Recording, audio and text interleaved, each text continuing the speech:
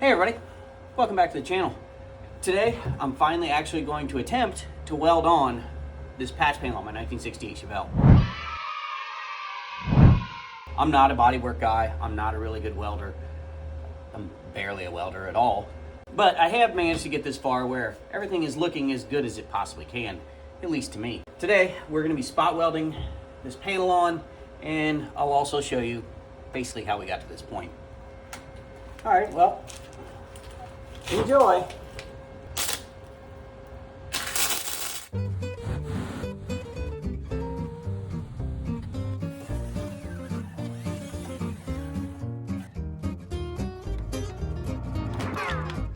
Oh, there's a dent here. This is a big dent.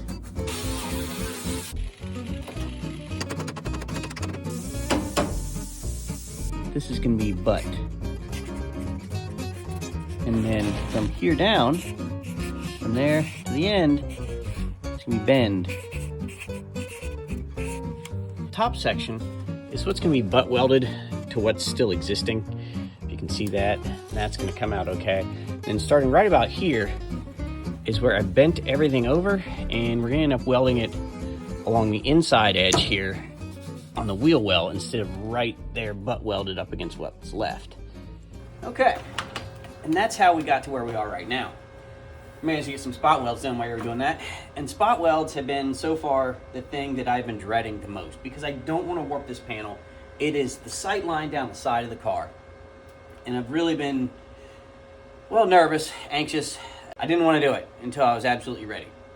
Watched a ton of YouTube videos. Most important things were spacing out everything to keep the panel cool so it doesn't warp, and keeping as much heat out of it as you can while still getting decent penetration. It's giving me spot welds that look a lot like this. Not too much heat, nice and flat along the edge of the panel, and I'm pretty happy with that. I'll keep working on this panel, and well, we'll see how it goes.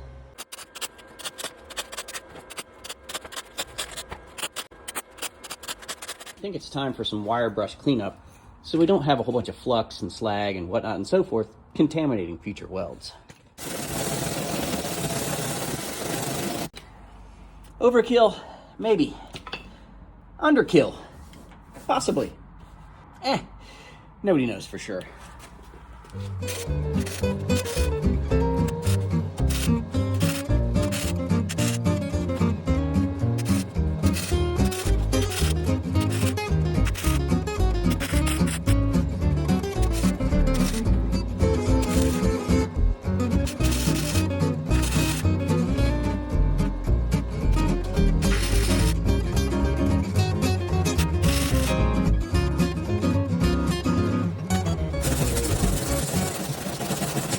What we need to do now is we need to grind this off and then see what we still have left to fill in.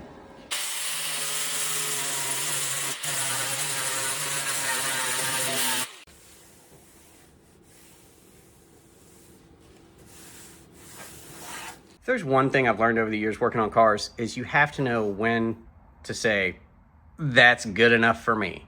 And that's exactly the point we've reached right now. I've been grinding on this for a while. I've got everything pretty flat. There is a low spot here. Filler will fix that. And there's a low spot right behind where the dent was. And even that one isn't gonna take a lot of filler. So while it doesn't look great, you're never gonna see this. Saying this doesn't look great right now is like saying the remodel doesn't look great and they haven't even put the drywall up yet. This is the framing. It's time for drywall.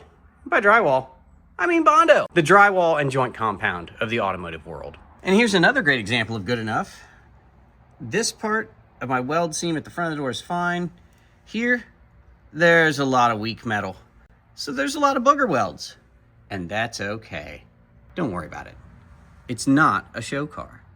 We are gonna start with short strand Bondo glass. Is Bondo the best brand? No, it's not, but it's what I have. There's lots of other brands out there, Evercoat, U-Pole, you know, I'm sure there's others. Those are the ones I looked up before I started this video so I could name something. And if you've got an MRE spoon, this is where it really comes into its own. Getting to the bottom of this can of Bondo glass. That's the end of that one. I think we'll have just enough, or we won't. One or the other. Dime to dollar, quarter to dollar, P to golf ball, whatever you want to say. That's what it is.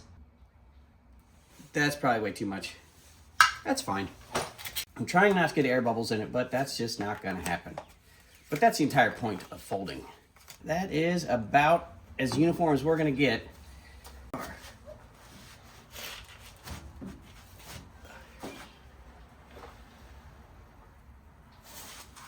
Let's get this other big low spot here.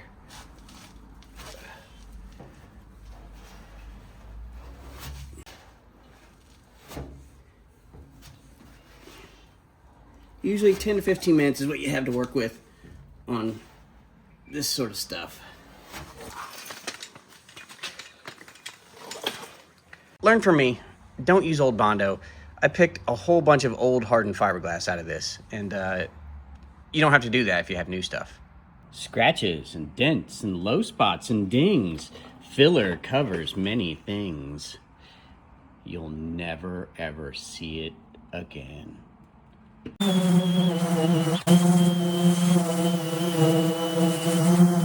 Kept getting a low spot every time I sanded. So I came up with an idea. My own contoured sanding board for this. I just took a piece of 1x and I traced the contour. Then I went to a bench grinder and I ground it down. And that's what we're using now with some 60 grit paper to go ahead and try to get this curve a little bit better. I'm here 7.5 hours later. Better. I like that better. Oh yeah. I don't know about you, but I'm tired of sanding. We're gonna call that good enough, and we are gonna move on to priming. And we are gonna be using several way too many layers of high build primer. Because, well, I guess you can never have too much.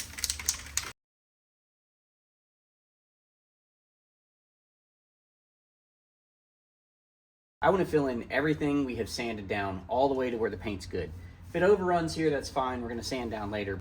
But I want to get everything that's bare metal or Bondo or, you know, layers of paint that aren't the top layer, all of that primered so we can sort of build it back up to where this outer layer is. Well, now that we've got this whole wheel well rust area taken care of, we can move on to something more like this. The bottom of it is really solid. It's just this middle section here. So I want to see if I can actually put these two brakes into a piece of metal.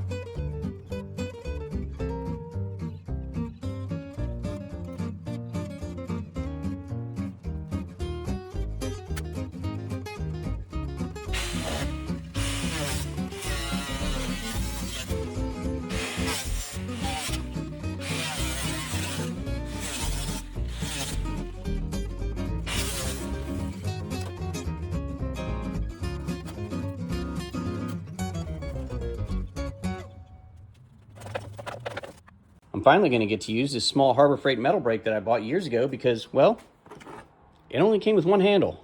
This is securely fastened to my workbench with a lag bolt and a clamp on each side. Nothing could go wrong. Okay. I'm sure this isn't going to affect my first bend at all.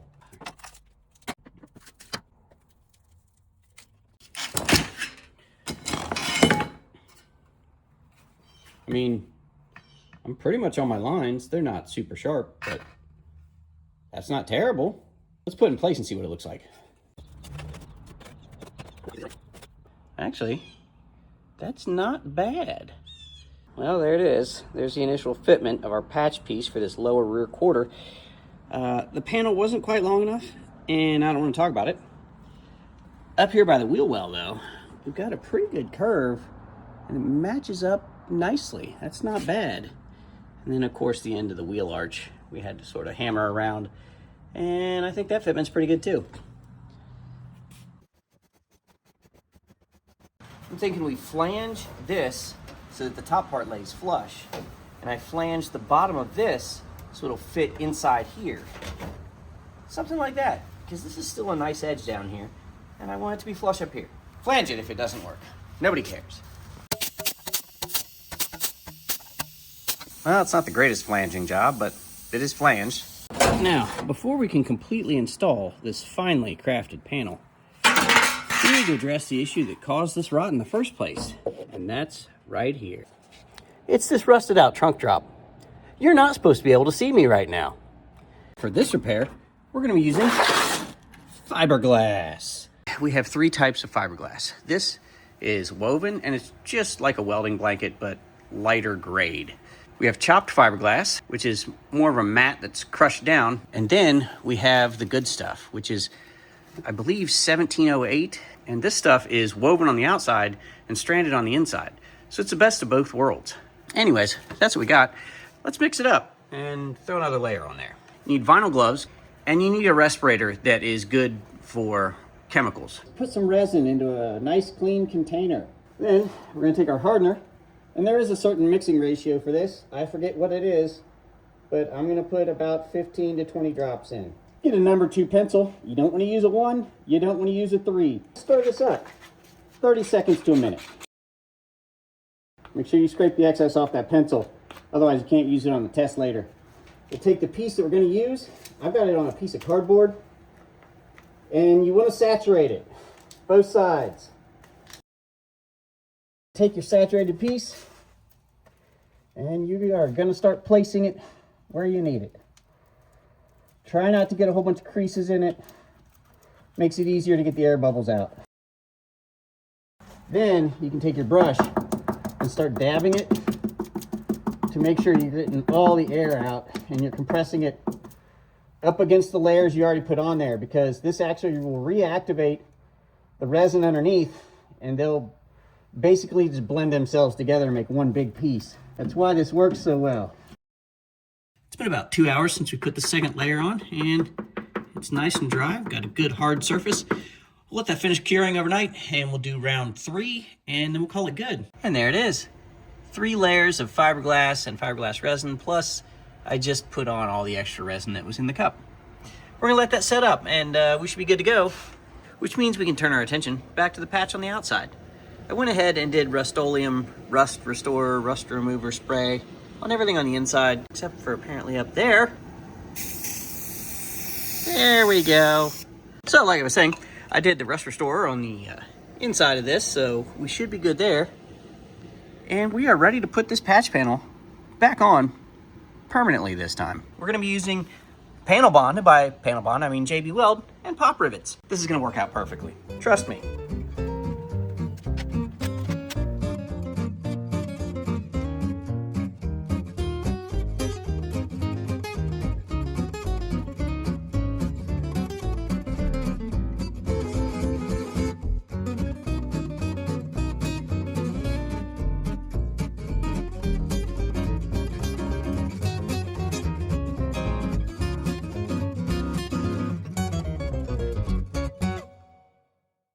And there it is, permanently mounted for the first time for the last time.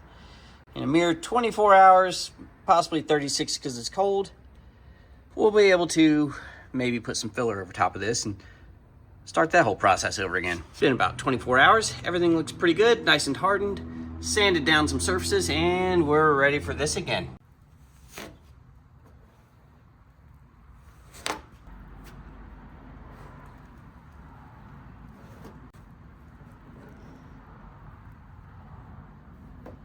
As much paving as I'm doing on this, I wonder if I can get a job with the Department of Transportation now.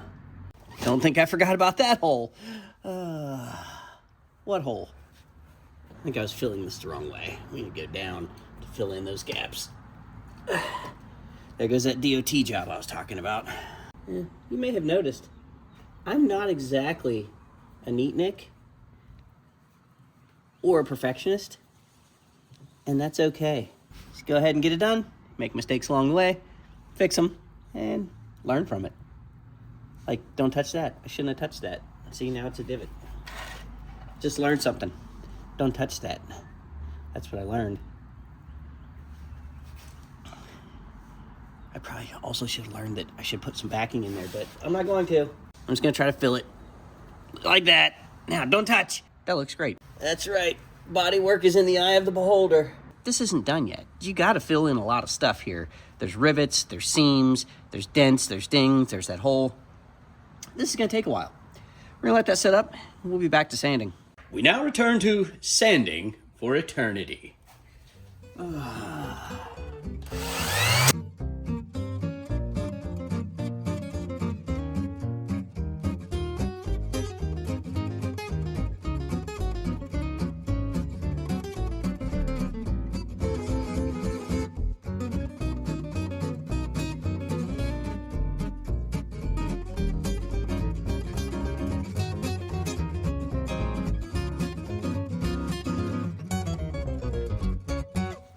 And there you have it. We're ready for primer. Yeah, primer. And here's the first coat or two of filler primer, and that let me see some areas that we still need to fix.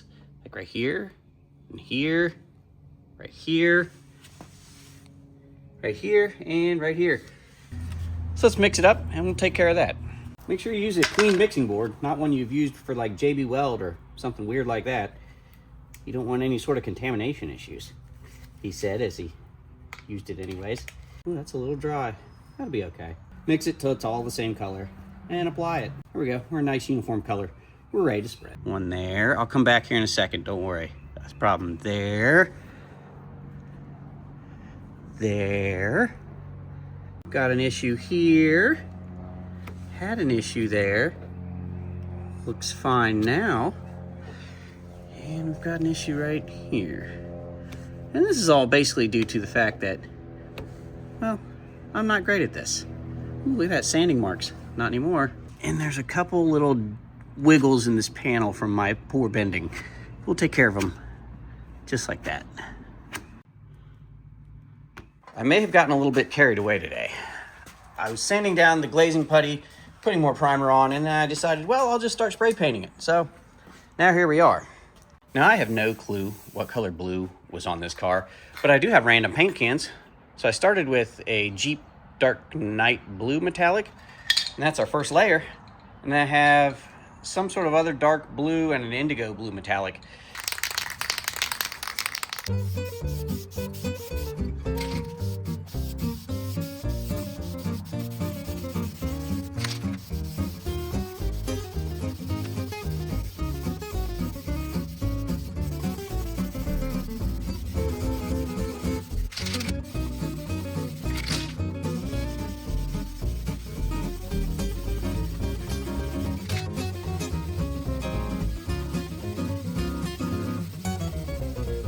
And there we go, everybody.